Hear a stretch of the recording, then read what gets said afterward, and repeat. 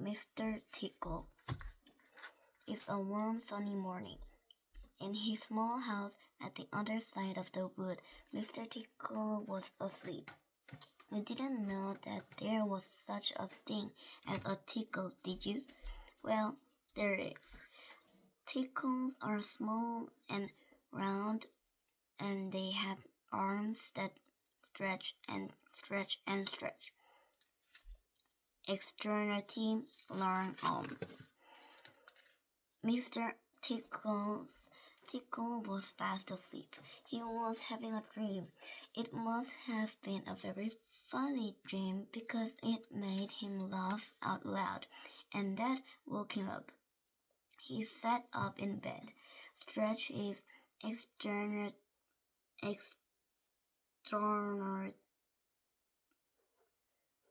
extraordinary long arms and yawned an enormous yawn. Mr. Tickle felt hungry. So, do you know what he did? He reached out one of his extraordinary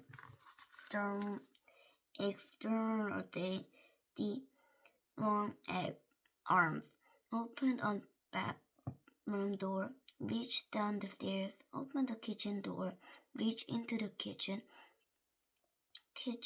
cupboard, opened the biscuit tin, took a biscuit, brought it back upstairs, inside the bedroom door and back of Mr. Tickle in bed. As you see, it's very useful indeed having arms as long as Mr. Tickle. Mr. Tickle munched his biscuit. He looked out of the window. Today looks very much like a tickling day, he thought to himself. So later that morning, after Mr. Tickle had made his bed and cooked his breakfast, he set off through the wood. As he walked along, he kept his eyes very wide open, looking for somebody to tickle, looking for anybody to tickle.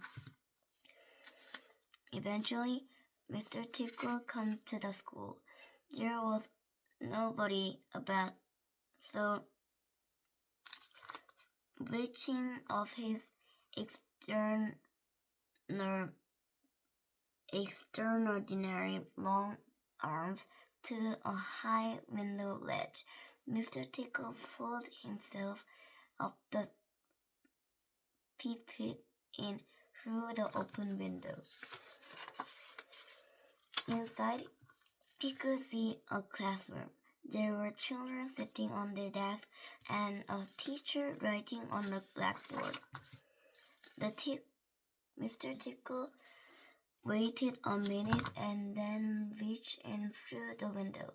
Mr. Tickle's extraordinary long arms went right up to the teacher, pressed, and then tickled. The teacher jumped in the air and turned around very quickly to see who was there, but there was nobody there. Mr. Tickle grinned. Mr. Green. He waited another minute and then tickled the teacher again. This time he kept on tickling until soon the teacher was laughing out loud and saying, stop it, over and over again, over and over again. All the children was laughing too at such a funny sight. There was a terrible pandemonium. Eventually, Mr. Tickle thought that he had had enough fun, so he gave the teacher one more tickle for luck, and then very quickly brought his arms back through the open window. chuckling to himself.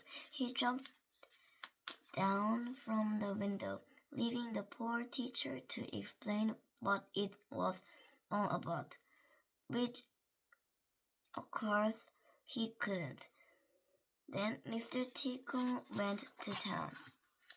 And what a day Mr. Tickle had. He tickled the policeman on traffic duty at the crossroads in the middle of town. He caused an enormous traffic jam. He tickled a green rocker just as he was peeling apples neatly in his shop window.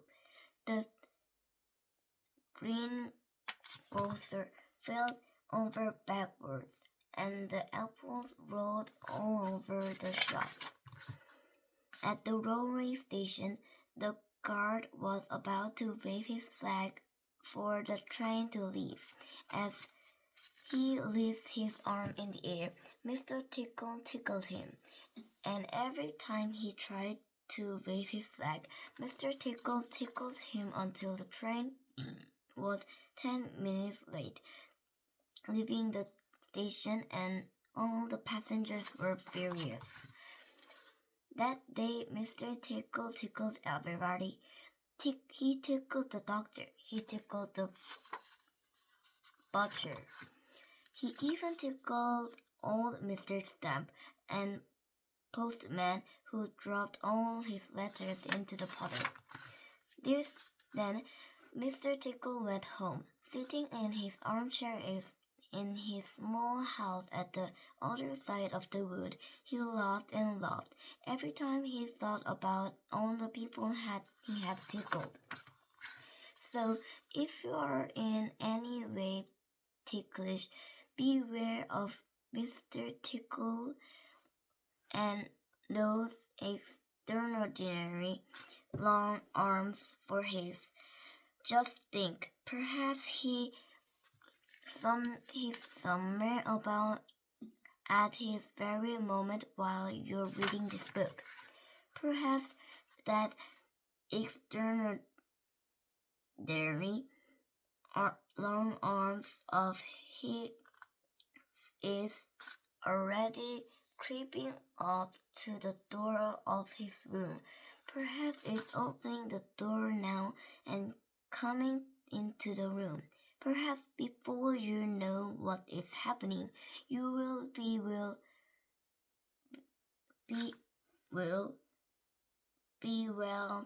to tickled.